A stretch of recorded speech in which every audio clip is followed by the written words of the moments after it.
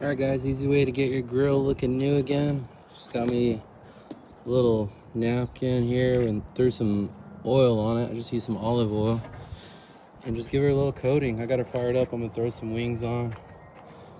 And yeah, I just wiped her down with a little bit of oil. You can kind of see the spots I haven't hit yet back here in the back. So, but yeah, this will all just kind of polish up nicely. And then that'll give it a little bit of weatherproof too with that oil. That'll kind of cure, and man, it looks almost new. Just wanted to share that. So easy.